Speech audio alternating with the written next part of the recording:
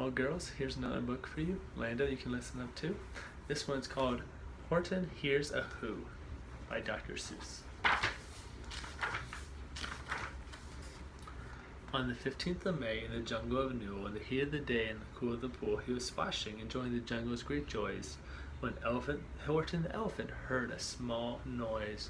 It's an elephant, Mara. So Horton stopped splashing. He looked towards the sound. That's funny, thought Horton. There's no one around. They heard again just a very faint yelp, as if some person were calling for help. I'll help you, said Horton, but who are you? Where? He looked and he looked. He could see nothing there but a small speck of dust blowing past in the air. I say, murmured Horton, I've never heard tell of a small speck of dust able to yell. So you know what I think? Well, I think that there must be someone on top of that small speck of dust. Some sort of creature, but a very small size, too small to be seen by elephant eyes. Some poor little person is shaking with fear. They'll blow in the pool. He has no way to steer. I'll have to save him, because after all, a person's a person, no matter how small. So gently easing the grace of care, the elephant stretched his great trunk through the air. He lifted the dust speck and carried it over and placed it down safe on a very soft clover. Hump, said a voice towards the sour kangaroo, and the young kangaroo pouch said, Hump too. Why, that speck is as small as the head of a pin. A person on that, why, there never has been. Believe me, said Horton, I tell you sincerely, my ears are quite keen, I hear him quite clearly. I know there's a person down there. What's more, quite likely there's two, even three, even four, quite likely a family for all that we know. A family with children just starting to grow, so please, it's a favor to me, try and disturb them, please just let them be. I think you're a fool, laughed the sour kangaroo, and the young kangaroo pouch said, Me too. You're the biggest blame fool in the jungle of Newell, and the two kangaroos plunged in the pool of the pool. What terrible splashing, the elephant frowned. I can't let my very small person get drowned. I've got to protect them. I'm bigger than they, so he plucked up the clover and hustled away. Through the high jungle treetops, the news quickly spread. He talks to a dust speck. He's out of his head. Just look at him walk with that speck on a flower. And Horton walked worrying almost an hour. Should I put the speck down? Horton thought with alarm. If I do, these small persons may come to great harm. I can't put it down, and I won't. After all, a person is a person, no matter how small. Then Horton stopped walking. The speck voice was talking. The voice so faint he could just barely hear it. Speak up, please, said Horton. He put his ear near it. My friends, came the voice. You're a very fine friend. You helped us all as folks in this death speck no end. You saved all our houses, our ceilings and floors. You've saved all our churches and grocery stores. You mean, Horton gasped, you have buildings there too? Oh yes, piped the voice, we most certainly do. I know, called the voice, I'm too small to be seen, but I'm mayor of a town that is friendly and clean. Our buildings to you would seem terribly small, but to us who are big, they are wonderfully tall. My who is called Who Hill, for I am a who, and we who's are all thankful and grateful to you.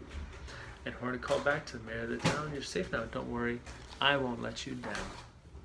But just as he spoke to the mayor of Speck, 3 jungle monkeys climbed up Horton's neck. The Wickisham brothers came shouting, What rot, this elephant's talking to who's who are not. There aren't any who's, they don't have a mayor, we're going to stop all this nonsense, so there. They snatched Horton's clover, they carried it off to a black-bottomed eagle named Vodikoff, a mighty strong eagle, very swift winged. They said, "We can't get rid of this thing." And before the poor elephant could even speak, that eagle flew off with a flower in his beak. All the afternoon and far into the night, the black-bottomed bird flapped his wings in fast flight, while Horton chased after groans over stones that tired his toenails and battered his bones, and begged, "Please don't harm all my little folks who have as much right to live as all us bigger folks do." But far, far beyond, and the eagle kept flapping over his shoulder, called back, "Quit your yapping, I'll fly through the night through. I'm a bird, I don't mind it. I'll hide this tomorrow where you'll never find it." And at 6:56 the next morning he did it. It sure was a terrible place he hid it. He let that small clover drop somewhere inside of a great patch of clovers 100 miles wide. "Find that," sneered the bird, "but I think you will fail." He left with a flip of his black-bottomed tail. "I'll find it," cried Horton. "I'll find it or bust. I shall find my friends in that small speck of dust." And clover by clover with care, he picked up and searched them and called already there. But clover by clover he found them. The one he sought was just not around, and at noon poor Horton, more dead alive, had searched, picked up, and piled up 9,005. Then on through the afternoon, hour after hour, till he found them at last on 3 million flower. "My friends," cried the elephant, tell me, are you safe, are you sound, are you whole, are you well?" From down on the speck came the voice of the mare. We've really had trouble, much more than our share. When that black-bottomed birdie let go and we dropped, we landed so hard that our clocks have all stopped. Our teapots have broken, and our rocking chairs smashed, and our bicycle tires all blew up when we crashed. So Horton, please, plead the voice of the mares. Will you stick by us while we're making repairs? Of course, answered Horton. Of course I'll stick. I will stick with you small throats through thin and through thick. Humph, cried a hump for a voice. For 2 days you were wild and insisted on chatting with persons who have never existed. Just carryings on our peaceable jungle. We've had quite enough of your bellowing bungle. I'm here to state, son, big kangaroo, that all this silly, nonsensical game is all through. And the young kangaroo in her pouch said, me too. Mr. Mayor, Horton called. Mr. Mayor, you've got to prove now that you are really there. So call Big Moon and get everyone out. Make every who holler, make every who shout, make every who scream. If you don't, every who is getting up in a bezelnut stew. And down the desk spec, the scared little mayor quick called a big meeting in Whoville Town Square. And as people cried loud, they cried out in fear. We are here, we are here, we are here, we are here. The elephant smiled. That was clear as a bell. You kangaroos surely heard that as well. All I heard, said the big kangaroo, was the breeze and the faint sound of the wind through the distant trees. I heard small voices, and you didn't either. A young kangaroo in her pouch said, me neither. Grab him, they shouted, and caged the big dope. Lasso stuck with 10 miles of rope. Tie the knots tight so they never shake loose, and dunk them back in the bezelnut juice. Horton fought back with great vigor and vim, but the Wickersham gang was too many for him. They beat him, they mauled him, they started to haul him into his cage, but he managed to call to the mayor, don't give up, even you all. A person's a person, no matter how small, and you very small person will not have to die if you make yourselves heard, so come on now and try. The mayor grabbed a tom-tom, he started to smack it, and all over Whoville they whooped up a racket. They drowned tin kettles, they beat on brass pans, on garbage tops, old cranberry cans. They blew on bazookas and blasted great toots, and clarinets, oompas, and boombas, and flutes. Great gusts of loud racket rang high through the sky. They rattled and shook the whole sky, and the mayor called out the howling mad hullabaloo. Hey, Horton, how's this? Is the sound coming through? And Horton called back, I can hear you just fine, but the kangaroo's ears aren't quite as strong as mine. They don't hear a thing. Are you sure all your boys are doing their best? Are they all making noise? Are you sure every hoot on Whoville is working? Quick, look through your town. Is anyone shirking? Through the town rushed them out from east to west. Everyone seemed to be doing their best. Everyone seemed to be yapping or yipping. Everyone seemed to be beeping or bipping.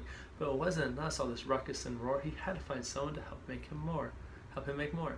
He raced through his building. He searched floor to floor. And just as he thought he was getting nowhere, and almost about to give up despair, he suddenly burst through a door, and that mayor discovered one shirker quite hidden away in the Fairfax apartment 12J. A very small shirker named Jojo was standing and bouncing a yo-yo, not making a sound, not a yip down chirp, and the mayor rushed inside. He grabbed the young twerp, and he climbed with the light up the Eiffelberg Tower. This, cried the mayor, this is our town's reconcilier. This time for all the who's, the who blood that is red, who come to their country. He said, we've got to make noises in greater amounts, opening off the lad, for every voice counts.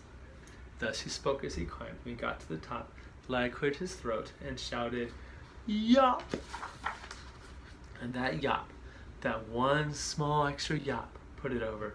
Finally, at last, when a speck on the clover, their voices were heard. They rang out clear and clean. And the elephant smiled. Do you see what I mean? They prove they are persons, no matter how small, and the whole world was saved by the smallest of all. How true, yes, how true, said the big kangaroo. And from now on, you know what I'm planning to do. For now, I'm going to protect them with you. And the young kangaroo in her pouch said, me too. From sun in the summer and from rain when it's fallish, I'm going to protect them, no matter how smallish. That's a good story, girls. Always take care of the little people. And if you are a little person, you can still make a big difference.